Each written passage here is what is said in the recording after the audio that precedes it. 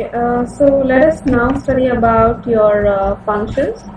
So in Python, functions are nothing but a most important aspect of an application, I would say, and the function can be defined as an organized block. Okay, as an organized block, and then organized block. So Python allows us to divide a large program into a basic building blocks which are known as a function, and the function contains a set of programming elements which can be enclosed by a brackets earlier, right? We used a function can be called multiple times to provide reusability and modularity in the program. Okay, and then coming back to another point, Python Python helps the programmer to break the program into a smaller part, and it organizes the code very effectively and avoids the repetition of the code. So as the program goes, function makes the program more organized, they will say. So there are many inbuilt functions such as range function and print function, which we have already used, right? We have used your range function and print function. Although the user can create its function, which are the functions which we create, that the user creates, we define them as a user-defined function. Okay, so what is the purpose of using this function is it helps us for the reusability of the code. That is, if at all we define a function by our own, then that can be reused and called whenever required, right? So that is the advantage of function. Okay, and then coming back to your few more points about your Python functions. Let me tell you about your few more points about your Python functions. Okay, in your Python functions, we have two types of functions. Let's see that. So there are mainly two types of functions, that is your user-defined function and a built-in function. So as the name suggests itself, so the user-defined functions are the functions which are defined by the user and performs a specific task. Okay, and then built-in functions are the functions which are already existing ones. Okay, they are the functions, built-in functions are the functions which are already existing or are predefined in a Python language. Coming back to your syntax, you're going to use a def keyword, then my function, the parameters, colon, function block, then return expression. So this is the syntax for your function. Now, coming back to your Python built-in functions. So we have various built-in functions as discussed, for example, your print and range. Now, coming back to your Python apps function. So the Python apps function is used to return the absolute value of number. It takes only one argument, and a number whose absolute value is to be returned. The argument can be integer or a floating point number. If an argument is a complex number, then apps returns its magnitude. Okay, let us see this particular example now. I'll just switch over to that. Okay, now I'll just take an example for you all. Just hold on a second. Okay, before that, okay, just a second.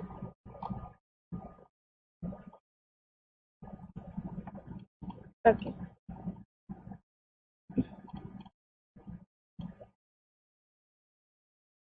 So just an example in order to illustrate like how do you define how do you write up a function. Okay, I hope this is visible. I'll take up another, just a second, Python file, function _1. Okay, Python file. I'll just paste this. So defining a function. Now what? This is the syntax. See, just check what we had said. How does you define a function? Def keyword is used, then a function name, that is, earlier it was my function, right? Whichever the syntax which we discussed. So def keyword, and then sum is my function name, and we have not passed any sort of parameters over there. Okay, and a is equals to 10, b is equals to 20, C is equals to A plus B. These are nothing but the function block. Okay, these are nothing but your function block. Then what we are trying to do, we are trying to return C. C is nothing but the computation of A plus B. So this is how, so when I run it, so this is how you define your function. So def keyword is used to define a function. Sum is my function name, and this is your function block. This is your return statement. So when I run it, what I'm gonna get? Okay, just a second. I'll run it here. Run. So the sum is 30, right? So this is how you define up your function. Now, to give another example for it, like creating function without a return statement. So we have seen with a return statement now. Now let us see without a return statement. Okay, I'm gonna take up a new file, that is function underscore without return statement. Okay, yes. So this is my Python file. I'll just copy paste it. So what I've done, I've not used any sort of a. So when I run it, run, none. So what happened here? Can anybody just think it of?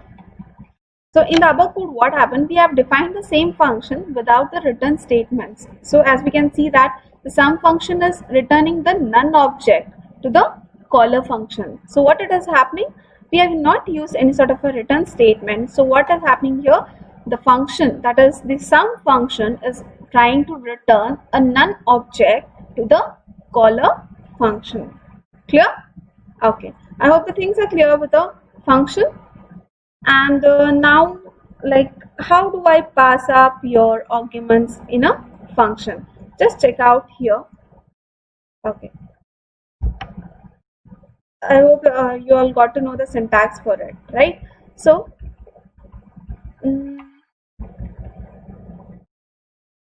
okay. Okay.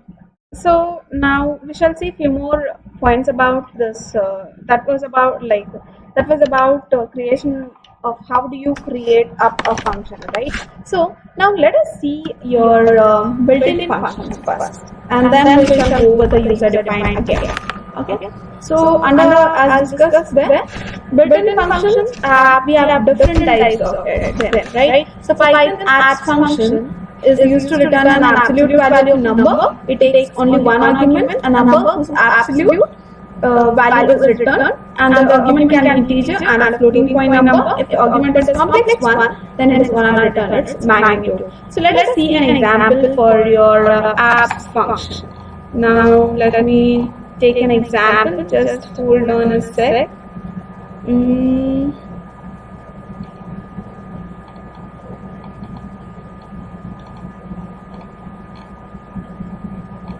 Okay, just a second. Okay. Yeah. So we have an apps function with it, right? I'll just take an example here. Okay. This is your apps function. I'll take up a new file, new Python file, apps.